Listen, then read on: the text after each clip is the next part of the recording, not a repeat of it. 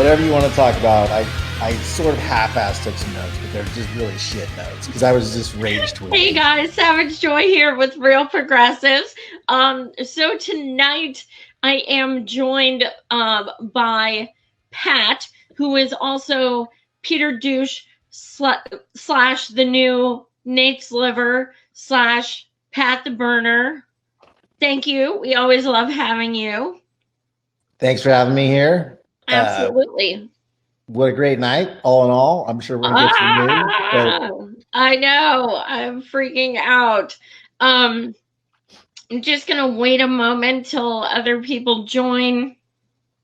As you guys know, I always watch the long ass debates, and essentially so you guys don't have to. And so deep breath. I think we had a good night. I think Bernie sounded great. He looked great. He had his fury back. And of course, you know, okay, there's 28 people. I'm going to burst. I can't wait anymore. I've just been literally ugly crying for like 20 minutes. So Alexandria and Ilan and Rashida are all going to New York to endorse Bernie on Saturday, and I can't fucking take it. And I have goosebumps, and I've been crying, and I'm like freaking out because it's so incredible that the three of them are doing it. Together, and it's just going to be like huge. It's just going to be epic because and it was beautiful. Did you watch post debate commentary, Pat? I watched the first 10 minutes of it, but just enough to catch the endorsement part.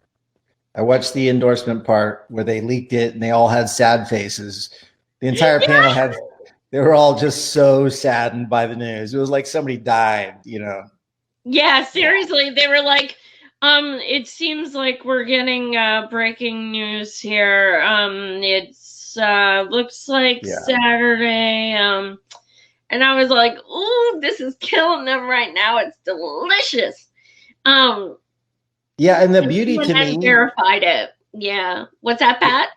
The beauty to me is that it puts in contrast and revives the discussion about Warren not endorsing Bernie in 2016, because here we are with an early endorsement by bold progressive leaders, young people getting behind Bernie no matter what, post heart attack.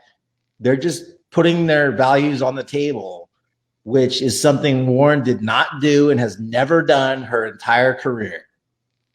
Absolutely. So it just shines, and it takes the sting off the fact that Bernie had a heart attack. It's like, you know, if these three people were waffling and playing it safe, the political calculation, the right move is to wait longer. But they're not, you know, we're not looking at that right now with these people. These people are like, this has to change. I'm going to get behind Bernie, period, now. So. Absolutely. Hell yeah. You know, AOC for the longest time, said, I won't endorse until the New York primary. Months and months and months, she's been saying that. Okay, fine. I was like, all right, then, hold out. That's your right. But then I was like, what about all the states that vote before that? And I was just like, whatever, as long as she comes around.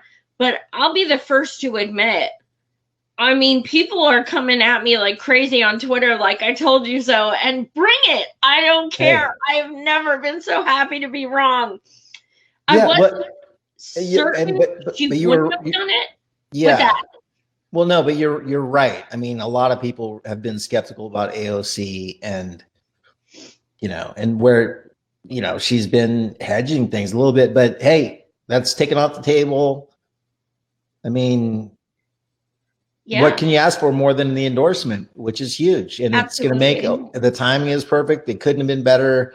It was all coordinated with Bernie's campaign for the best time for him to hear the endorsement. So, Because I'm going to be straight up, you guys.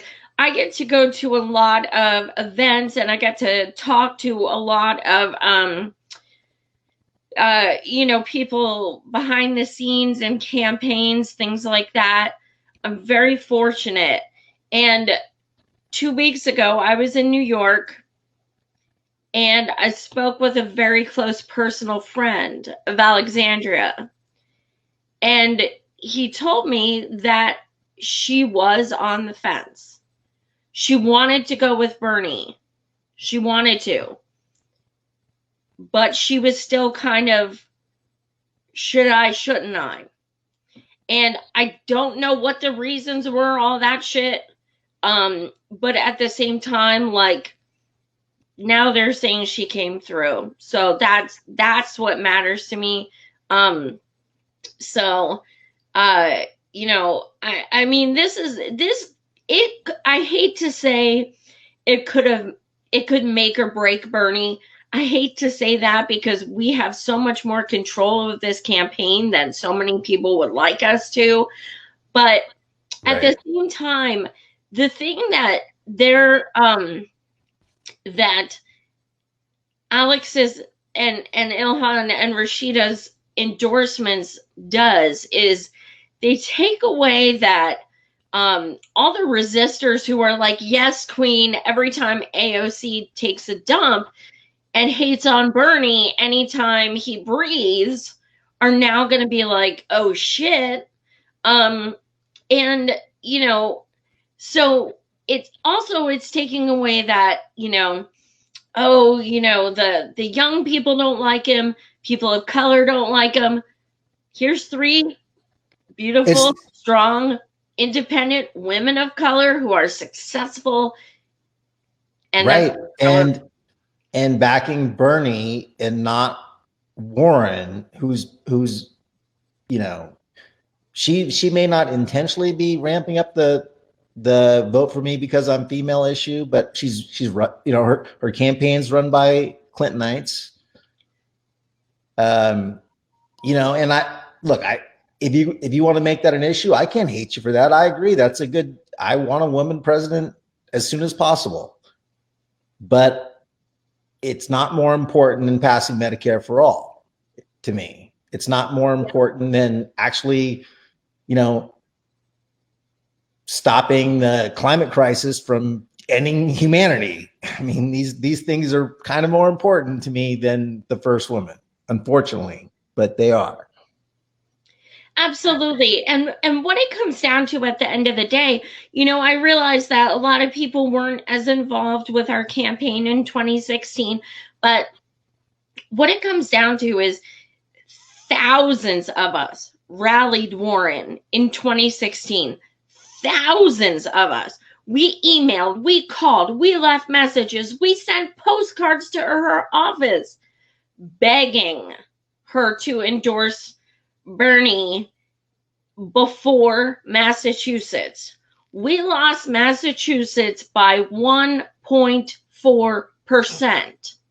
1.4%. And the media wants to pretend like, well, that endorsement didn't really matter, but it created doubt. It gave fuel to the vote for Hillary because it's a woman. Like it felt like, I don't want to make that the sole thing, but it gave people a reason to say, well, God, his biggest ally in the Senate doesn't endorse him. Yep. And going into Massachusetts, you got to look at the timing of the whole thing, the arc of the thing. It wasn't the beginning of the cycle of the primaries. It was when Bernie was taking off. He had steam. He wasn't an unknown that was just like, here he is. It's not like asking for Warren's endorsement in Iowa. Bernie was already taken off and taking her on. It was the heart of the progressive fight. And she still, when it came to her state, didn't back him. Now, if he had won that state, had her backing, momentum is everything. So all these things became big stories in the media that Warren didn't endorse, So these people, when they try to revise history, they downplay the endorsement and say, well, she waited to the end like a good Democrat. but that's not accurate. Yeah. And so today's endorsement flies in the face of that bullshit logic. And, you know, these are true leaders, and you're seeing what leaders do. When they have a progressive that can win, they endorse them. They don't wait. They don't play it safe. They're all in on Bernie. So it's huge. And we get to take that win tonight. Bless you. Bless you. But Yes. we get to claim that win tonight because it's announced, which gets added to tonight's debate talk. And then Saturday, when he actually has the moment, they can't not cover it. They have to cover it because it's AOC. God, So I know. They can't ignore Bernie this week. It's great. I could just picture all of Twitter, donut Twitter being like, I'm changing my hashtag the squad, like just flipping their shit. And it's like, don't worry, Ayanna Presley still hates Bernie. She won't endorse him, so because she's not progressive anyway, but she's talking about Cory Booker, so she can have him. Booker tonight. So just to talk about the debate, I'm sure we're going to get into that. But Booker, every time he's asked a question tonight, doesn't want to have a debate. Why are we having primaries? Yeah. Why are we having primaries? Every time we come on the stage, it's like just, you know, it's like people just fight like cats and dogs, and it's all this sanctimonious bullshit. How we should just be kumbaya, like it's not like people are dying or anything. Yeah. Trump is in the White House. Why are we debating each other? Okay, well, how do you pick? I mean, it's so obvious. His logic is so terrible, but it's always when he has a losing platform. Like I forget, but I flagged like every time he brought it up. He brought up the first 3 times I think he was questioned, but he didn't even answer the questions in that segment. And the at least 2 of them, he didn't answer the question at all. He just pivoted Warren, my God, no one is better at deflecting than Warren. Oh my God, she doesn't even attempt to answer questions. She just goes off. Like completely off topic. But when you say better at deflection, I mean, no one deflects more, but she's not good at it. Is the problem. Right. I shouldn't say it that way. Yeah, that's the problem. Is it's so transparent. I mean, she got asked a question and a follow-up question, and then 3 people on stage attacked her over it, and she still never answered the question. And then the follow-up, you know, even CNN afterwards, they're discussing her not answering the question. And that's pretty bad when you're losing to CNN, and CNN has been talking you up because everybody is talking about it so much, they have to address the issue. Yeah, absolutely. Brad, hi, sweetheart. I love you. Brad said, Mayo Pete is the white Booker. That's a damn good point. I think there's something to that. So, yeah, I mean, oh my God. So let's see. Okay, so Beto. Okay, one of my favorite parts of Beto was that when he was answering 2 times, he said Spanish words like in the middle of the sentence for like no reason. He'd be like nada. my favorite, Beto had a terrible night, I think. I mean, his second half was better, but it was. The beginning was just so bad that everybody was like, they're just like, they checked the box. They're like, Beto gone, canceled. But here's the thing, though. I have an honest question. Yeah. We all know Beto's a Republican, etc. But don't you get the feeling that he has a good heart? That's why I almost like, I don't know, like I do, because he has that white privilege heart. It's what it is. It's like he's been so rich and so wealthy, and life has gone so well for him that he's sort of like, yeah, fuck it. Bernie's right. You know, at some point he's going to say that. He might even say fuck it because he has no one's ever corrected Beto. That's why he swears in these public forums in front of his kids after being told not to swear. I mean, well, did you hear what he said about Bernie a few days ago? He was asked, do you think candidate's health should be brought up into question. And he goes, if you're asking me about Bernie, I think he is more than fit to continue the race, and his voice is needed on the stage, and he brings up, something to the table. And I mean, I did hear that. Kind. Because I remember in Twitter world, people were saying, I'm now, if you go after Beto, I'm now against you because Beto is a good guy, like overnight. And I'm like, really? That's a little harsh. That's he's fine, but no. So my favorite Beto moment was when he attacked Warren and then just went afterwards. I know, he just like his tail was under his legs. He looked like such a beta dog, and it was just like you had your moment. You took your attack, followed through on it. Yeah. And he didn't even fight back hard. It almost, I mean, I'm not going to get conspiracy theory, but it looked like he almost was given a check for $100,000 to lose that war because he was like, oh shit, I'm going to be called sexist. Back it up. But he just didn't fight back at all and looked like ashamed that he asked the question, which is it was the weakest moment of the whole debate, probably in my mind. Absolutely. And then what about when Buttigieg looks right up? Buttigieg and Beto are like, they both wear khakis and loafers and stuff. So, and they're both white and privileged, but like they've been going at it like online and in videos and everything for a few weeks. And it's so funny because Buttigieg was like, I don't need to take advice. I remember that moment on courage, politically or otherwise. I was like, damn. Yeah.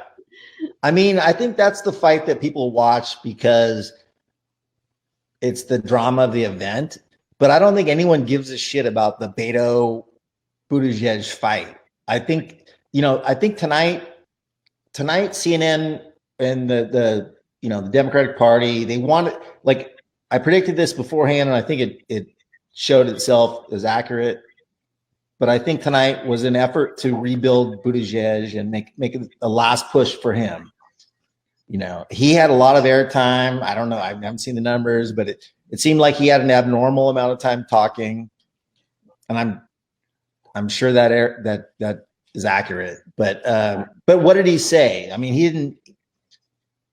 No. How did he win anyone over? Like, I mean, what was his policy? His policy was sort of like, I mean, it's the same thing with Medicare for all. He goes to Medicare for all and he says, I think people want, have a choice. Not. I don't get the argument for, like, the argument for voting for Buttigieg is what? Like, why? I mean, other than he's not Bernie, but what's the why? So maybe some people will say it's a young Bernie, but then he's against the Bernie stuff. So what is it? I don't. Gay. It's identity politics. He's young. He's gay. Honestly, like when I look at, at threads on Twitter and stuff, I want a first gay president and stuff. And I'm like, well, they're Hoover. But anyway, and it's like, that shouldn't matter nearly as much. I mean, it matters symbolically that our country will elect a woman, will elect a black person, will elect a gay person, will elect someone of another color, or trans, all that stuff matters. But using that to get elected is the wrong thing. And to Buttigieg's credit, I don't like Buttigieg, but I don't think he's leveraged that piece directly too much. I mean, I'll give him a pass on that. I don't want to give Buttigieg any points, but I'll give him that. I don't think he's used it too much. My thing about Buttigieg is his foreign policy terrifies me. Absolutely terrifies me. I forget how it came up, but they didn't So anyone that wants to attack Buttigieg should attack him on the mandatory public service, but nobody goes there. I mean, if you're not, this is the thing, the people that are below like fourth or fifth, they don't get attacked on their issues. And Buttigieg is his mandatory public service is not going to be popular. Like it's not, nobody likes it. They just barely know about it. I mean, the people that know about it all hate it. Like, rich people, poor people, everybody hate, like it's fine to have a public service thing where you serve communities and whatnot, but that's not Buttigieg's plan. It's more mandatory. I don't know. It just, he's a wreck. But if he goes up in the polls, there's a ton of stuff to hit him on. He's hovering below the radar enough to kind of hover there and get money, but he has no support from communities of color, which you can't win. I mean, 0%, like 0.0. So, yeah. Well, I see some comments asking who we think the next person to drop will be. And honestly, Cory Booker said 2 weeks ago, he said, if I don't get another 1.7 million, I won't be in the debate. And then, and then I'm going to drop. And he ended up, the pity thing worked. And it was a gimmick. Yeah. And so he got on the debate. He was awful. Absolutely. And I'm not saying that because I don't like him, even. He was just bad. He talked about nothing. And, he may drop. I'm not sure. But honestly, the more I think about it, the more I don't want anyone to drop because it splits the centrist vote. Let them all fucking in there. Let Amy in there. Let Beto in there. Let them divide it. Go ahead. Knock yourselves out. What do you think, Pat? Yeah, I mean, I think so. We got to this place because of so let's just accept the polling, which I don't accept because it obviously, the polling is designed to not factor in Bernie's constituency. They don't factor in that he turns out young people in abnormal numbers. They don't factor in that he turns out disenfranchised voters. So that alone, because they're polling as if Bernie doesn't exist. So in a normal election cycle, their polling might be accurate. I'm not saying these people are necessarily, I don't think the polling companies, some are necessarily intentionally biased against Bernie, but the ones that aren't, they're just using a polling model that doesn't factor in who shows up at the polls when Bernie's on the ballot. They don't factor in the correct number of young people. They don't factor in the correct number of independents that end up turning. I mean, you just have to look at 2016 polling and Bernie outperformed the hell out of it. That hasn't changed, and the polling methodology over 4 years has gone more from landlines to, the polling methodology hasn't changed necessarily, but the public has gone from more landlines to cell phones, and young people, older people, anyone is less likely to answer a landline or a cell phone to participate in a poll. So the people that will participate in a poll already are more likely to be the people that are older, Biden people that are not transitional to like the new way of doing things. I had a point, but I lost it with all that stuff. But there was something I was going to say. It was profound. One of the things that I've said numerous times before, but it seems like a lot of people still don't know about it, is, because of there still being 19 people in the race, and even if there's as little as 10, there needs to be at least 15% of a candidate's numbers, votes to get a single delegate. Right. Meaning if Bernie gets 14% of the vote, Cool, 14%. Nope, doesn't get a single delegate. That's a problem. So when people say, yeah, all these people should drop out, okay, cool, we don't have to listen to them anymore. But that's more votes going. You know damn right well people who support Kamala are not going to vote for Bernie. They're not progressive. So no, why do we want her to drop out? I don't want her to drop out. Split this interest vote. Keep Right. it split. Split it 10 different ways and let us have the progressives. Yeah, and I think that's what I was going for before I got distracted, maybe. But so Warren hasn't been attacked. So right now, she's sort of coasted through, and so the progressive vote is sort of being like she's gotten some Bernie voters, like the voters that were never really hardcore Bernie people, the people that are just sort of half tuning in. Mm-hmm. But there's a lag between like stuff that we talk about on Twitter and because the media doesn't talk about it. So it takes a while for stuff that we talk about on Twitter to hit the real world. And the media is always saying Twitter's not the real world because they're trying to undermine people countering all the things they're saying. But there's a lag. So Twitter in general pivoted maybe 2 weeks ago to going hard at Warren.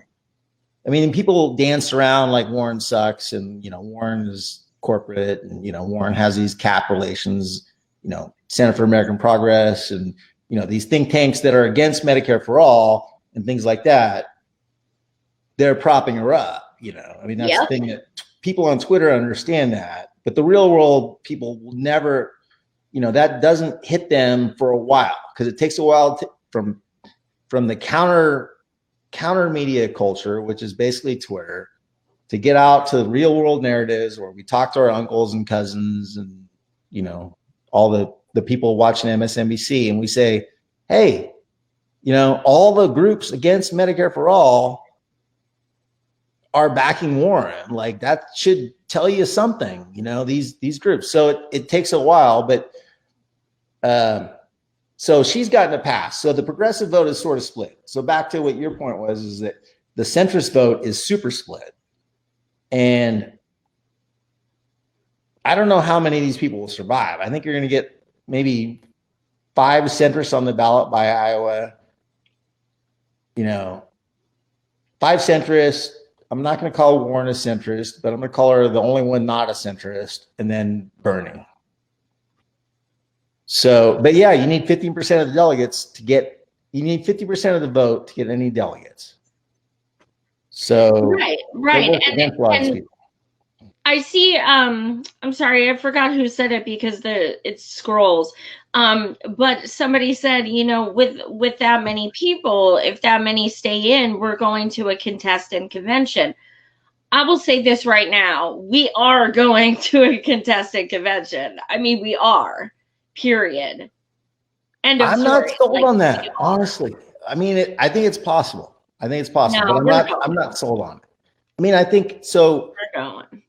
So you still need to survive to get to the end. You need an astronomical amount of funding. That hasn't changed. I mean, granted, to stop Bernie, some of these people will get all kinds of money. Like all this influx of money will come into someone to try to stop Bernie. But I don't think Biden's sustainable. Like Biden, I think he hits a point where he's not getting 15% early if he's even around. Tonight. Yeah, did you see the article that came out yesterday where Biden and his campaign legit said, we don't think we're winning Iowa, New Hampshire, or Nevada? Him and his campaign literally said that. What are you doing then, dude? Yeah, so I think all of that is like, okay, obviously that's lowering expectations because they're terrible. It's inevitable, I think, that they won't win those states. I mean, it's inevitable to me that he's not even in the running on Iowa. To me, I mean, I don't know. That's just I'm optimistic, but his history of gas, his history of being terrible at running for elections, his history of plagiarism. I mean, there's so much stuff to bring up about Biden. The opposition research on Biden, is huge. I mean, it cost him every other election. Like, to think now, just because he was Obama's VP for 4 years, that erases all of that. It doesn't erase all that, And then Biden, even in the most optimistic view of Biden, that he's not, necessarily all the terrible things he gets stuck with. He's half Biden. Like, he's not himself. He's not, like, there's no, you can sell him. I mean, he did okay tonight. Tonight was his best night. It was. But, yeah, I'll give him credit. Tonight was his best night. But at his best, like, if he could keep this up the entire election, they might pull it off. But they can't. It was a fluke tonight. I mean, Biden is Biden. Yeah. Yeah. One of the things he said, let me see where my Biden notes are. Do I have Biden? I have like the shortest list of notes. I have like one thing next to everyone's name. Because I was rage tweeting. I think I broke my record for tweets tonight. Like, I know. I was like, you better be paying attention, because I tweeted for every single comment, every single question answer I tweeted for. So pardon me if half of them were awful, but I love when you did this. Someone justice, and oh my God, I can't handle it. I was trying to pay attention, and I just see this. Someone stop. I can't handle it, Pat. So so Anderson Cooper said to Biden, why was it okay for your son to do business outside of the country when you were VP, but it's not for Trump? And he's like, listen, my son did what was right, and I'm proud of him. And it was just an epic fail. And then Biden said, listen, I will beat Trump like a drum. And he said that so many times. What does that even mean? Does that mean he's literally going to beat him? Because at one point he did say he was going to take him behind the school and whoop his ass. And that's, so is that what? Yeah, and that's what people forget. I mean, I don't think people tuned in forget, but who have been tuned in the whole time forget that the first time Biden got in the skirmish with Trump, he was like, "Oh, I'll take him behind the bleachers," and everybody was like, "Ooh, don't do that! Like, we don't like, you are talking about stuff that is awful. No one wants to picture this fight with you and Trump," and he got hammered over it. But so tonight, like, what about the close with Biden? Biden closed his whole thing. Closing was yelling and angry, and like, it had no point whatsoever. He was trying to beat Bernie. Yeah, he was trying to show emotion and whatever, but look. Did you see? Okay, did anybody catch at the end of the show, at the end of the debate, when they go up and shake each other's hands and all that stuff, Biden went up to Bernie, put his arm on his back and said, and Bernie goes, I know, Joe, and patted his arm like, it's okay. I would give anything to know what he said. Anything. Because I have a feeling it's probably like, they came at my son or something like that. And Bernie's just like, I know, Joe. I know. Like, looking at the ground, patting him. Oh my God. I want a meme of that, or a GIF of that. It was awesome. I missed that, but I need to see it. I mean, I can fill in a lot of blanks, but. Well, okay. So somebody was making a joke about his dentures. Okay. How about this? He said, I don't know if you caught this, but my husband caught it too. Joe Biden said exponentially. Oh, I tweeted something about it at the time. I was like exponential, pastically something, because I couldn't think of what's the expeditious, what's that? I couldn't think of that because I was rage tweeting real time and my brain just stopped. But I wanted to put that out there, but I couldn't think of it, so I just typed the whole long word, lots of adverb, oh my god, lees and socius lees. No, he's a mess. He's making up words. He's like, look, and yet he survived tonight, and he's going to be rewarded tonight by the press for not having too many terrible moments. Like they're going to say, well, Biden didn't suck tonight. Biden didn't forget where he was. Biden didn't, slur his words as I slur my words.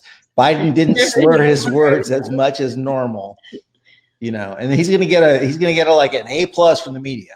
But the media tonight has already given Buttigieg an A+. And like most normal people watching tonight were like, what? Buttigieg? But they're watching the aftermath and they're like, well, maybe Buttigieg won this thing. I don't know. He was fine. Like Buttigieg he wasn't a disaster. So when the media framed it all tonight, like he did well, they're more inclined to just go, well, okay. But I'll tell you what, people of color are not watching Buttigieg and being more, he didn't appeal to them anymore. And he's already at 0.0% with them. So he's still no more electable, like no more electable at all after tonight. Nope. But that's the narrative they're going to try to spin. But that's where the AOC endorsement and the whole squad endorsement counters a lot of that bullshit they're going to be spinning, because that is bigger news, because the people that sort of were behind the whole squad thing and don't like Bernie, they can't fight that too much. They can it just hits their minds. It's like parody, like my parody bullshit. It just hits them and they're like, I got to think about this a little bit. Hopefully. I mean, that's what I hope it happens once in a while. But yeah, and I think yeah, I'm not, I'll get to Tulsi right now. Actually, since you brought her up, I am not for Tulsi. She is pro UBI and anti FJG. She believes in Medicare for choice. Yeah, Tulsi, and I'm sure I'll get hate mail for this. Tulsi is someone I wrote in 2016. I wrote her in when I wrote in Bernie. I wrote her as VP. I met her. I had a great conversation with her. I will absolutely never take away my appreciation for what she did in 2016, but she will not have my vote now. She has done and said too many things since she started running that I'm just not supportive of. And tonight she stated yet again that she is UBI and not federal job guarantee. That to me is unacceptable. And pretty much everyone else on Real Progressives, because we know that UBI is a neolib ploy, and FJG is what people actually need. So I hope. What's that? I hope I can take all the heat off of you with this and just tell you that I previously was, I wouldn't say Tulsi defender, because I don't defend Tulsi much, but I defend her over the stupid attacks. But no logical person thinks that Yang's UBI, which is regressive as fuck, and it disproportionately punishes the poor people. It's not a UBI. Like, you can't have a UBI where if you need money and you're at the lowest point in society, you don't get the $1,000 that everyone else in society gets, and that is Yang's UBI. And for Tulsi to come out and say in a public forum that she supports Yang's UBI and not Bernie's job forum, fuck her for life, because that's bullshit. I'm sorry, that's bullshit. If she wanted to support UBI as a concept, that's great. Do that. But Yang's UBI is not actually a universal basic income. It disproportionately affects the poor worse. They don't get the same $1,000 that everyone else not on social services will get. Poor people will get screwed in his system. And a VAT tax is bullshit. Like, look, if Yang ever rose up in the polls, he would get hammered over all this stuff. But he gets ignored because he's low. But he's like middle tier low to where maybe we need to start hammering on it. He's dangerous. He scares me because he's putting out so much misinformation, and he's against Fight for 15. He's against federal job guarantee. He doesn't support real Medicare for all. He's against free college tuition. I mean, he's not progressive in any way, shape, or form. And the fact that Tulsi went to lunch with him 2 weeks ago, and the fact that he's tweeting props to her, she's giving props to him. Now she's starting to sound like him with her UBI shit. No, I'm sorry. I see her going with him way before I see her going with Bernie. And I've been saying that for over a month. Right. I see her pivoting more further from Bernie as the weeks go on and closer to Yang. So I will give you credit on that, because I did not see that coming as much as you did. I remember back at her first Joe Rogan interview she did. And I was like, you are really trying to differentiate yourself from Bernie. But I thought maybe, I was like, I'm one of those people that I don't know. I gave her the benefit of the doubt on it. I thought, she's her own person. That's fine. And she still is. I'm not knocking her. And I will always love her for, like, Bernie owes her a lot for her leaving the DNC to point out all the flaws in the DNC process. And she has undeniably paid a tax in that, and I will love her for that. Like, people that attack her over she's such a divisive person to bring up. I mean, which is not her fault, but just bringing her up, people attack her over, they'll say that her leaving the DNC was an opportunistic moment, which it was not. I mean, she paid a heavy price for it. There's no doubt about it. Yeah. That I don't see that. That makes no sense to me at all. She was already in Congress. Why? You know what I mean? Right. It's not like she was trying to run for something. She was already in Congress. So I will give her credit for her integrity in that moment, and maybe integrity in general. But that doesn't mean you're right. I mean, if you're backing Yang's UBI, it may be something you believe in fully, like most Yang UBI supporters, other than the dank memes like let's have a dance off on fucking whatever that dance show is. I don't know. But you're still wrong. So she's wrong now. She's very wrong now. And politically, to back Yang now, which essentially she did with that move, is a terrible sign of who she is as a politician. I mean, that was Yang's not going anywhere. So she's already been ostracized. I mean, I respect her for, if she still believes it, fine. But she's backing Yang, who's going nowhere, who has a terrible idea, instead of Bernie, who's about to win this thing, who could give her a cabinet position. I mean, I'll respect her for honesty. Like, you're honestly a libertarian Republican. Great. Go nuts with that. Like, I'm over it.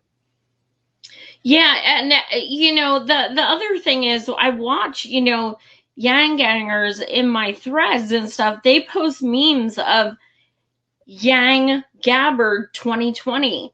They're all about it. all about it. And to me, I'm like, they can sense it too. I mean, think about it.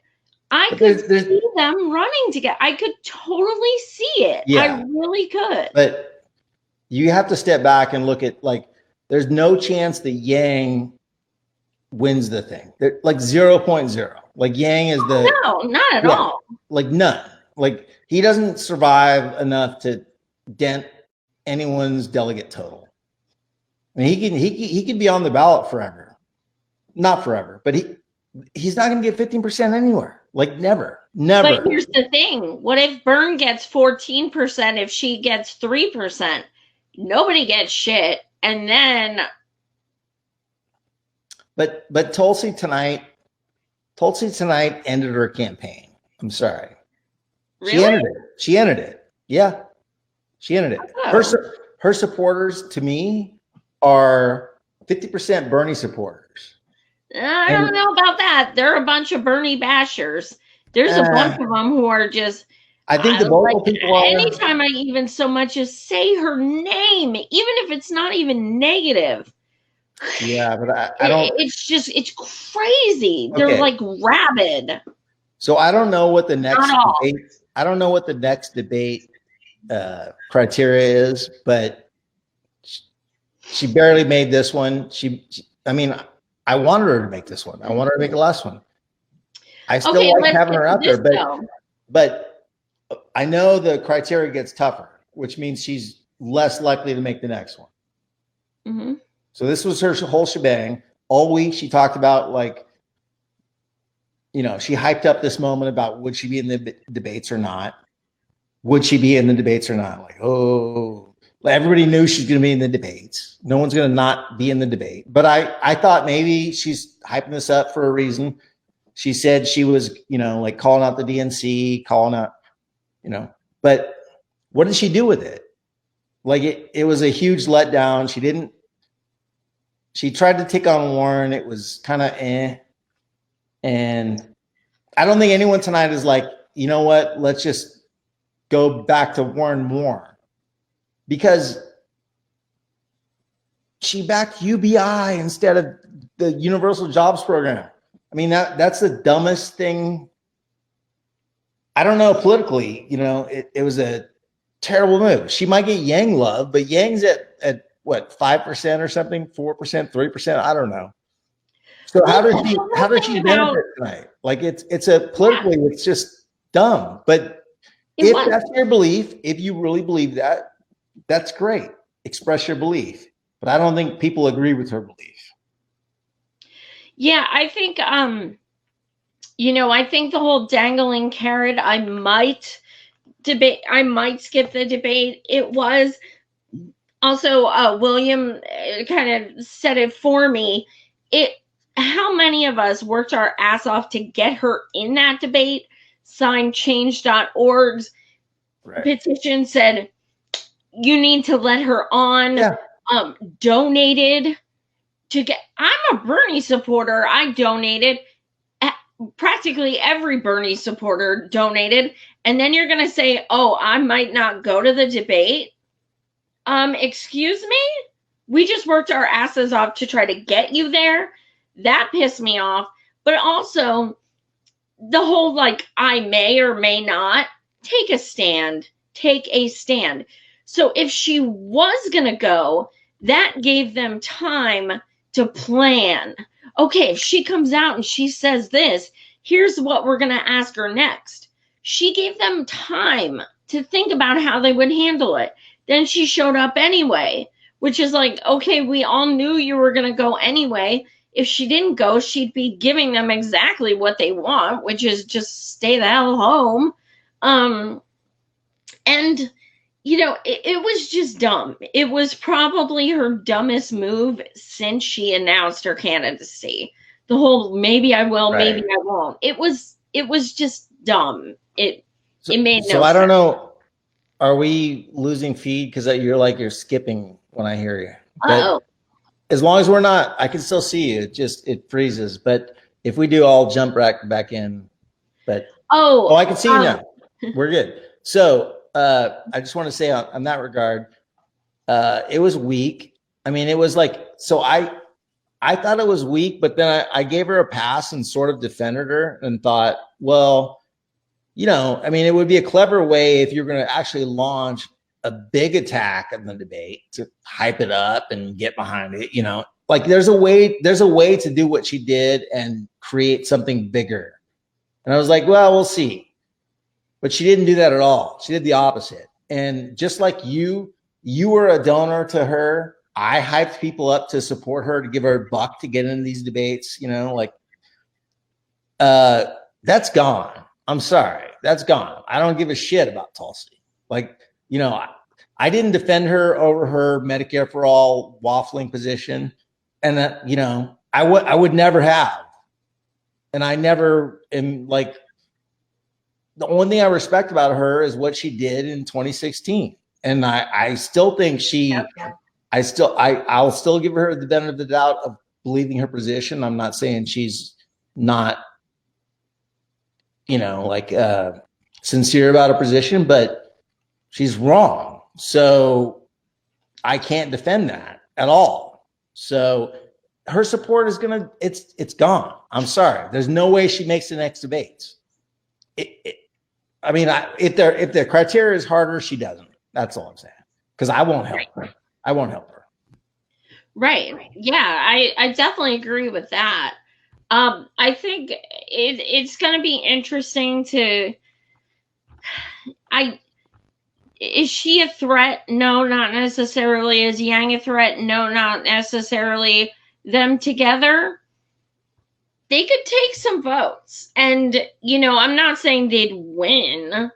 That's not going to happen. Yang can never get 15% anywhere. No.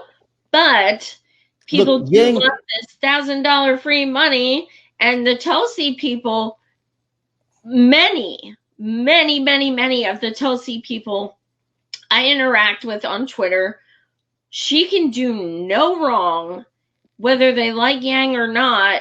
If she went with Yang, you better believe they'd go too. I don't know. I'm not worried about that. I think her support drops a lot tonight. I think, you know, I don't see an upside from tonight for Tulsi.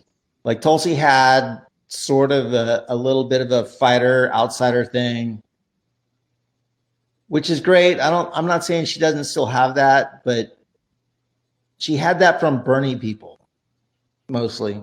I really think she did. And I don't think that's there after tonight. See, Jeffrey, you're absolutely making my point. Yang and Tulsi pull more votes from Bernie. Absolutely. I think they do, but look, it's October. Like Yang is unlikely to be on the ballot in Iowa. So these votes pulled now by people that aren't polling above 5% will not be around in Iowa. You can't get 5% and stick around to Iowa now. Like Iowa is in February, right? Like you cannot stick around for 5 months or whatever that is, 3 months. I don't know. Someone do the math. Yang math. I don't know. Yang. Bing. Hashtag math. Hashtag math. Math bumpers. Math sticker. Pin, whatever. But so anyway, okay, so let's look at what the real world looks like. You get into Iowa. Yang gets 4% in Iowa. He gets 4% in South Carolina. He gets 4% in New Hampshire. What are the 4 earlier states? Nevada. You know. So he gets, where do you go from there, right? Because you're only going to do worse in California. But like 3-4 months, whatever, October, November, December, 5 months from now, Yang cannot spend in California to even compete. So after the early states, California is on Super Tuesday for the first time ever. It takes $1 bazillion to compete in California. So people like Yang they'll never get money to compete when they're at 5% in the polls. Now, someone like Buttigieg might get money, and he's the kind of guy that California might like, but he has to like move up in the polls. But if he doesn't move up to, these people that don't move up to like at least near 10% have no chance whatsoever of sticking around. That's why I don't worry so much as a lot of people do about a split convention thing. Like these people, they have to be tuned out. Once you start polling at like 6-7% after a couple states vote, no one votes for you.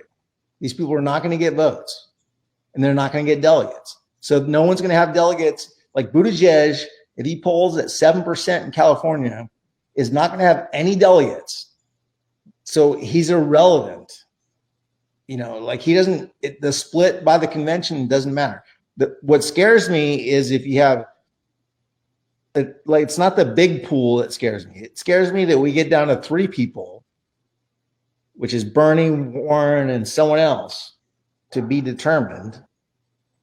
But if you have that 3-way race that somehow makes it to the end, you know, then all those delegates are up for grabs. And then, you know, super delegates come in, but even more important than the super delegates coming in, it's the horse race, the negotiations there. So you got Warren, you got Bernie, you got Biden. Hypothetically, it's not going to be Biden, but whoever the shit centrist is. So what does Warren do? That's what I want. That's my concern in a 3-way race. What does Warren do with her delegates?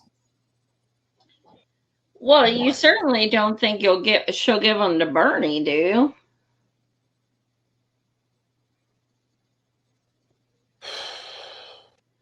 That will like literally never happen. I don't know. Literally. So yeah, no, I mean that's the worst case scenario, is that she's in the position of power. So if you're third, which I think that would be the likely scenario, is that Warren comes into the convention third, you know, or second. It doesn't matter. But Bernie has the lead. And whoever is second and third, if they negotiate and agree to Warren being VP, she's going to take that offer, period. Right? I mean, her political calculations, she's gonna accept VP for anyone, right? But Bernie offers it. Kind of made that clear.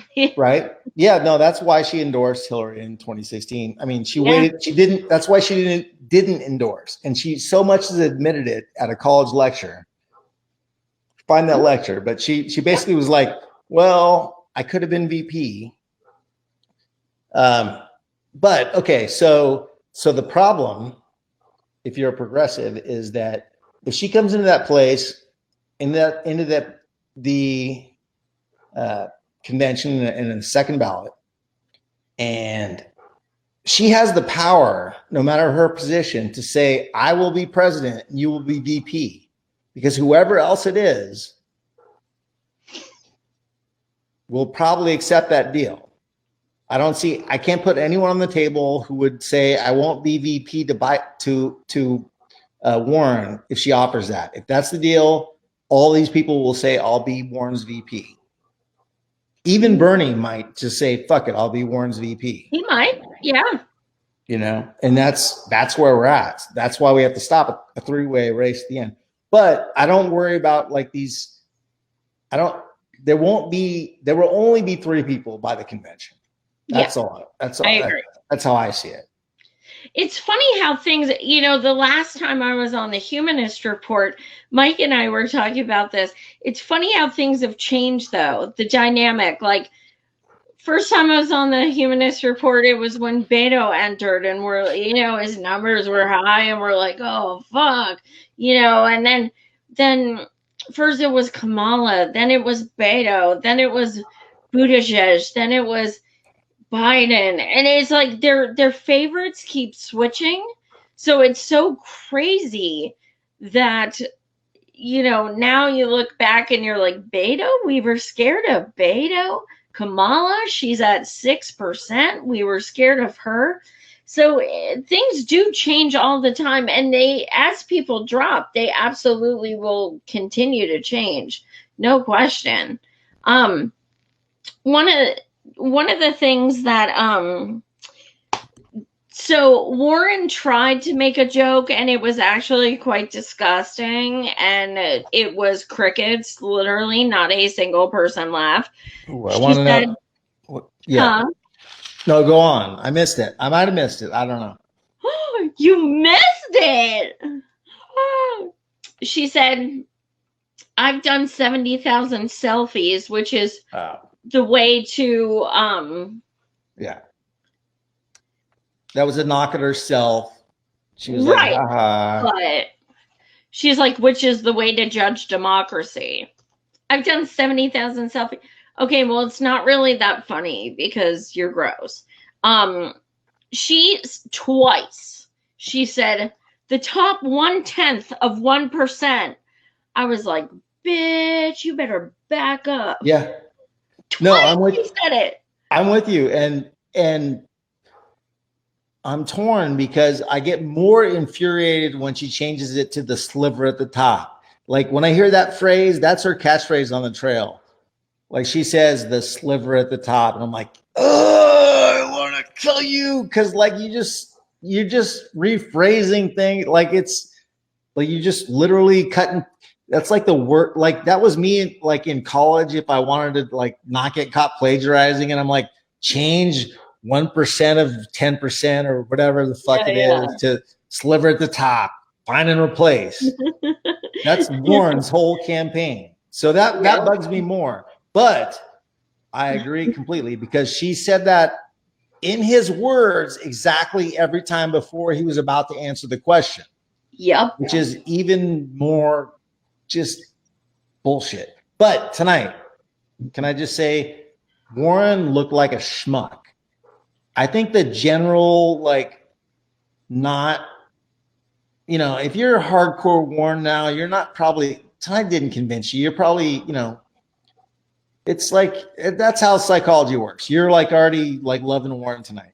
But the people that are undecided tonight that thought, I don't know, they're watching Warren answer tonight. She didn't answer on the taxes, and then she got asked about the taxes some more, and then she got asked about the taxes some more, and then she got asked about the tax some more, and she just bullshitted her way through it. And that is who Warren is. Like Warren has taken heat on this in the press for a month. Yep. Even in the press that's promoting her, she's taken heat on it for a month and doesn't have a good answer yet. Yeah. So step back and look at how she will answer the questions that haven't gone away yet about her stealing Native American heritage. And, she got into college claiming she was American Indian.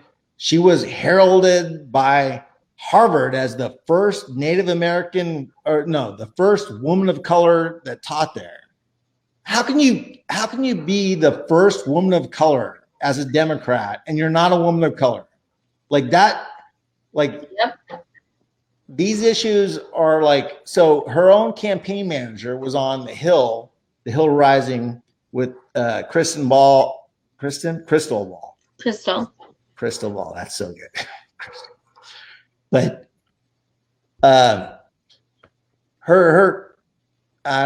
it wasn't campaign manager, but someone high up in her campaign was on that show. So I don't want to misstate it, but he was basically saying it's racist to even bring up the question of any of that. Like if you're questioning her stealing Native American heritage, that's racist of you, which is the most absurd position. Like Native Americans have not forgiven Warren over this. They have not and will not, probably. I mean, I don't know. I don't speak for all Native Americans, obviously, because I'm white as fuck. But I also have a drop of black blood in me. Granted, I went to college as a white person. I didn't try to get into college as a black person. So Warren did that. And then how is your campaign manager saying to bring this up is racist? Like, we're Democrats, and to even question Warren on her appropriation of Native American culture, which is not forgiven by Native Americans in general. Like that is racist. You are racist if you bring up her stealing Native American culture to get into college or just to talk about it.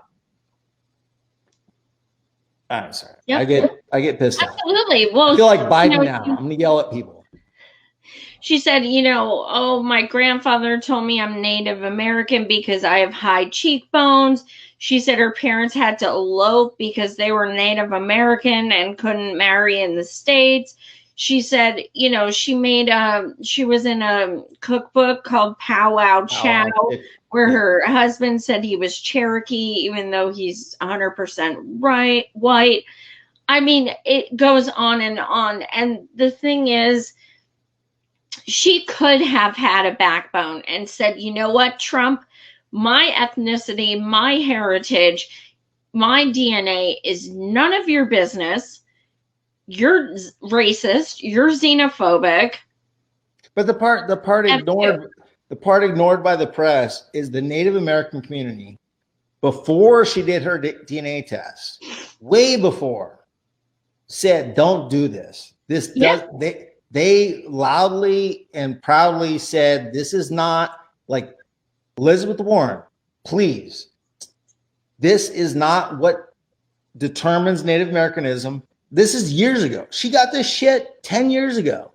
Yeah. I mean, this is not yesterday. They told her forever, don't do this. Don't do this. And then she listened to the advice of the idiots that lost the 2016 election, the Podcast America boys, who are all Hillary clones, Hillary Clinton people, and they advise her, do a DNA test. Like, this will change things. And then it turns out she's won 1,000 something, like, probably a lot of people are, like, irrelevant. But even if you were one half, it doesn't matter in the Native American community. You have to be a part of the tribe. Like, you have to be there. And that's the point, is you have to be there. So here's Warren saying she's a Native American, and the Native American community saying DNA doesn't matter. It's who you are. You have to be there and be part of the tribe. And Warren she didn't stand up for no DAPL. Like the biggest issue for both progressives and the Native American community in the last 10 years, 20 years, 30, I don't know, maybe more, maybe less. But that was a huge issue. No DAPL was like the progressive rally cry to like fight the government. The government wanted to put oil on, these oil pipelines in Native American communities that they didn't have a right to legally. And she'd said nothing. She basically came out months after the fight was semi-resolved. I mean, losing, she didn't come out and support it initially. She came out months later with there are good people on both sides kind of answer.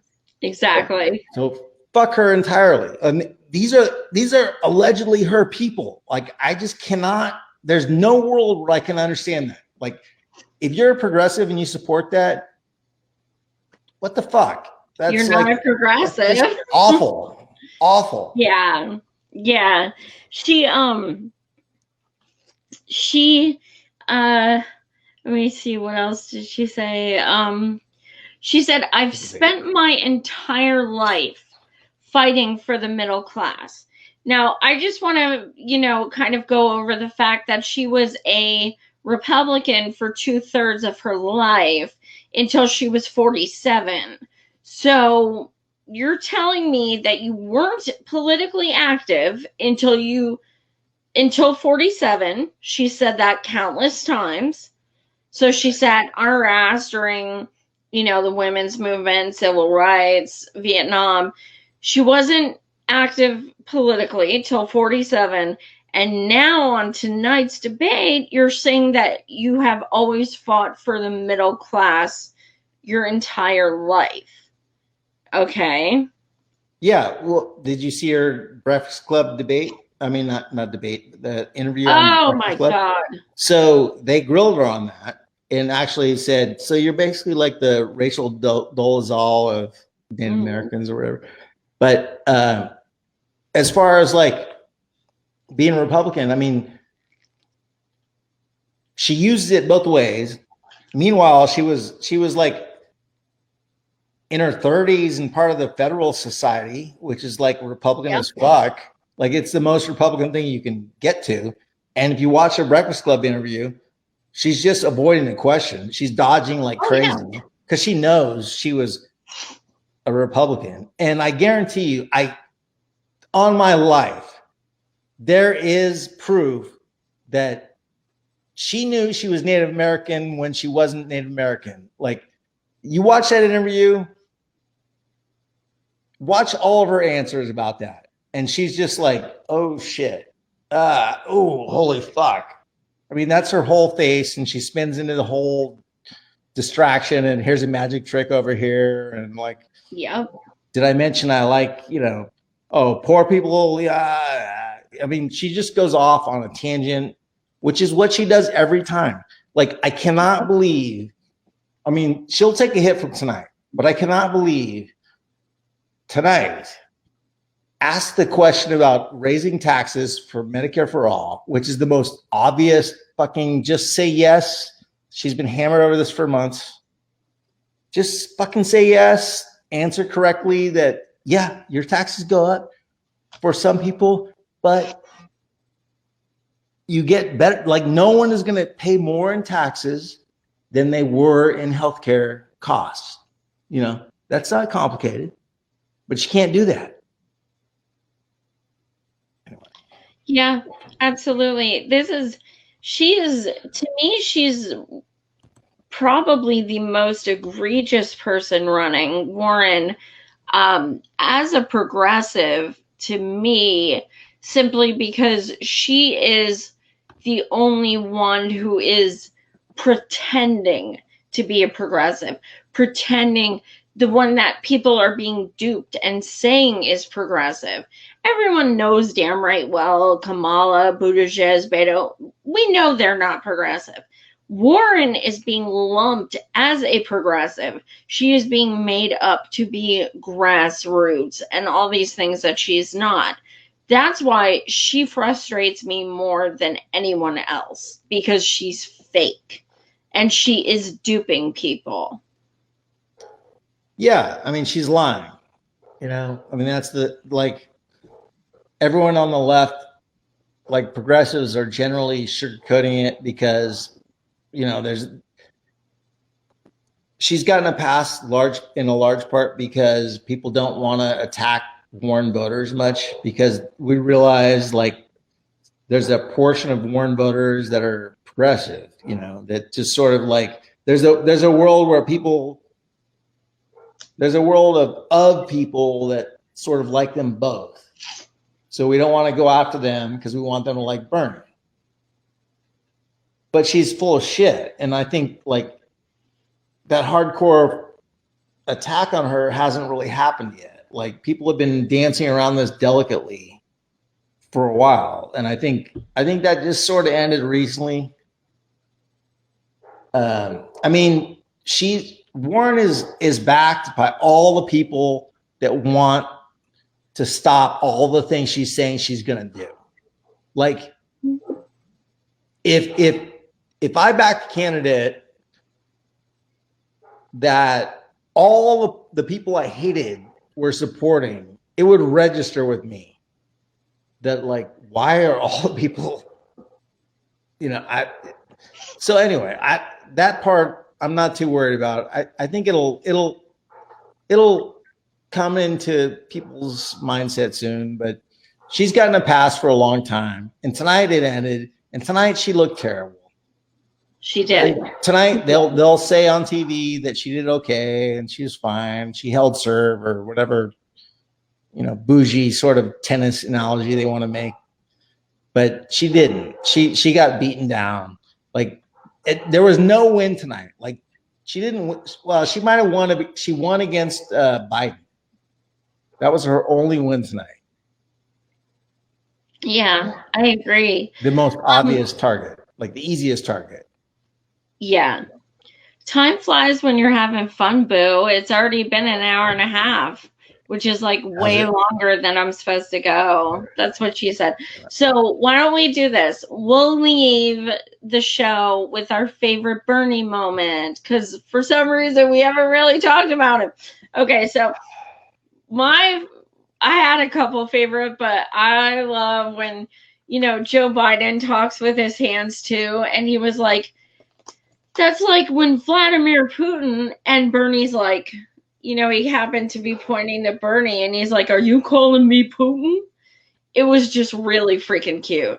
I'm glad you clarified that, because I looked down at my phone because I was speed texting like a maniac, and I didn't really get that. I was like, what the fuck just happened?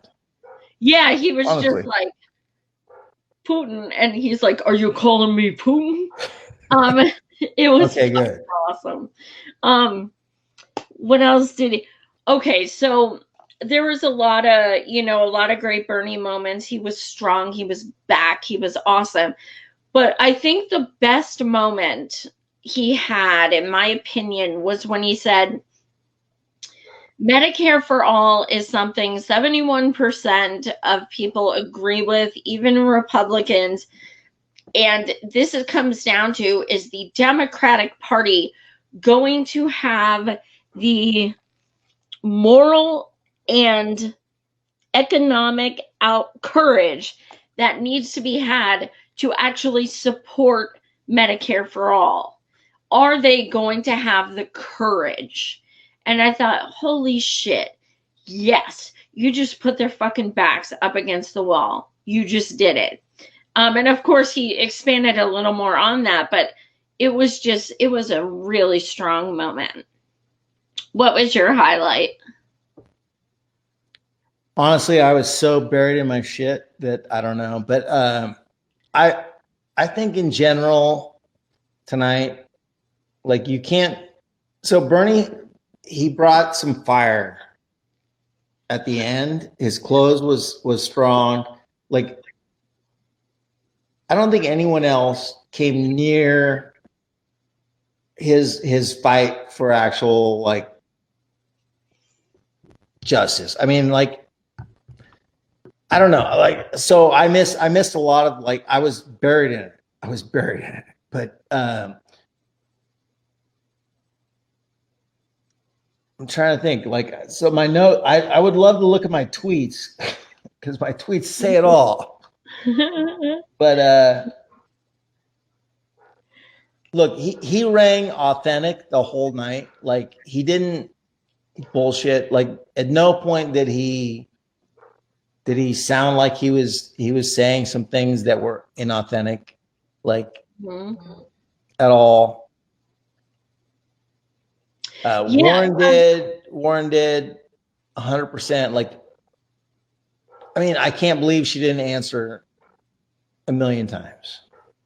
I know, it's so pathetic. All right, I wish I had a better answer. I'm stuck in it now because I'm trying to think of the debate, and I was like rage tweeting, and I didn't even, like, I took like the shortest of notes. I'll go through my notes real quick. Bernie, Ocasio endorsed Bernie with the Omar and Tlaib. Huge win. Warren, sucked. Didn't answer about taxes.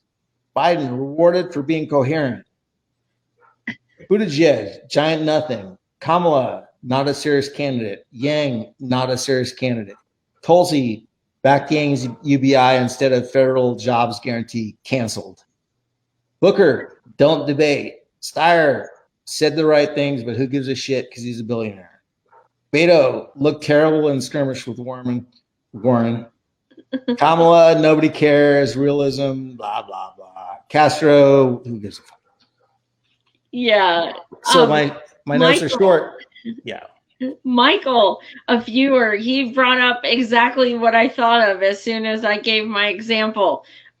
Bernie went at Biden, and it was awesome. He's like, I'm getting a little sick and tired of when people act like what we have is good enough. And he was talking about Obamacare. And it was awesome because he's like, I'm getting really sick and tired. I love when he gets mad. Amen. But yeah, I think, okay, so like I said, I'm cool at the moment if nobody drops. But if someone drops, who is it? Not who do you want? Who is it? Booker's gone. I'm saying Booker. Okay, so Booker's gone. Well, some of these people are already in the next debate. I don't know what the criteria is, but Booker should be gone. Tulsi, she's canceled tonight for me. I'm sorry. I've sort of half like defended her, but she's canceled. You can't back Yang at all. Fuck off. Like that's appeal. You're trying to appeal to the wrong people. Look, Beto, stick around. No one's going to vote for you, but stick around. Klobuchar, look, please stick around and split the centrist vote. Nobody like she was fine tonight. She's not losing support, but what's her support? Like nobody gives a shit. Like stick around. I don't know. Buttigieg is going to get more. He's going to get more donations and drop in the polls. I hope so. Because I'm looking at the comments. I love you guys so much. Yeah, so this was a good night. Bernie had a good debate. He was strong. He looked great. It was funny and I'm sure you'll see clips of all these. They'll be cut up by tomorrow, I'm sure. So I want to say after the third commercial, they came back and Burnett was like, she goes, the next section is we're going to be talking about candidates and their health. And Bernie's like, I feel good. I'm great. And she's like, well, okay. But it was just like, I couldn't believe they lasted that long. I did a poll on Twitter of like, will it be the first 20 minutes, the second 20 minutes, the third 20 minutes? And I was like, damn, they lasted over an hour. I was surprised. But I feel like they wanted to make that a longer segment, and Bernie shut that shit down with his response because I think they really wanted to ask like 11 candidates about it. Like they wanted to go to everyone. Bernie's health, Bernie's health, Bernie's health. And then he was just but he just nailed it. No, he shut him down. He shut him down. He pulled out the heartstrings because he was like, I just want to thank everyone, for your well wishes and your prayers and stuff like that. And I was just like, yeah, I was bawling. I was like, I'm done. I can't. No, I could feel Anderson Cooper's inner dialogue going, fuck. I don't want to say fuck because fuck is wrong. That's his inner. He's like, they'll know I have no fucking heart. Shit. I can't answer the next questions. But yes. Sorry. Well, what is your for those who didn't watch, what is your message you want to leave with them tonight? I haven't thought of this, but off the cuff, like it's early. Like people are worried about this election. It's crazy early. I mean, it doesn't mean this stuff doesn't matter now, but the polling is skewed to not include his demographic, Bernie's demographic. So if you're worried about Bernie, don't be so much. I mean, we have to work our ass off. We have to call. We have to phone bank. We have to do all the bullshit, canvas that matters. That hasn't changed. But like, I literally tonight looked up stories about Bernie in 2015 at this exact date and where we were. And like, I think the debate was on the 14th of October, and it was the 14th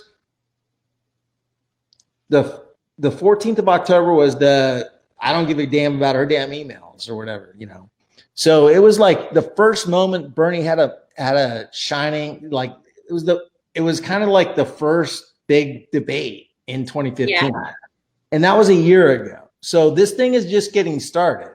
We got 12 candidates.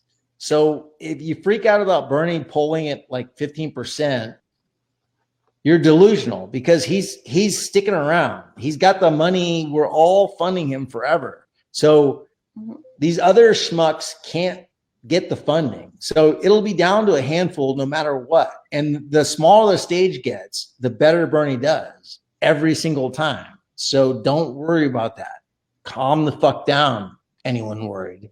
Not that most of us are, but anyone on the outskirts, calm the fuck down. Bernie's doing great. He is. He's kicking ass. Thank you guys so much for watching. As always, you guys are the best. Tomorrow night, I have a candidate from Washington, Jason Call. He's a huge burner who decided to throw his hat in. And this weekend, I have a teammate, Roseanne. She is flying in from Las Vegas to come stay with me a few days because we are doing a Green New Deal event where we have Fadl coming in from Ohio, and we have people coming from all over. I'm going to be moderating and asking the questions and everything. We have a panel of activists, lots of environmentalists. We're going to have tables with other organizations. It's going to be a huge event. It's from 10 a.m. to 3 p.m. in Harrisburg, PA. If you're in the area, hit us up. It is free and open to everyone. So we're hoping to just, spread some knowledge about the federal job guarantee, things like that. We've been working on it for a couple months now, and it's going to be really good. I'm really excited, really looking forward to it. So again, thank you all for watching. And thank you, Pat / Nate's liver. / whatever. I don't care. Thank you so much. You're always so much fun. Cheers. Love you, Joy. Love you too. Bye, guys.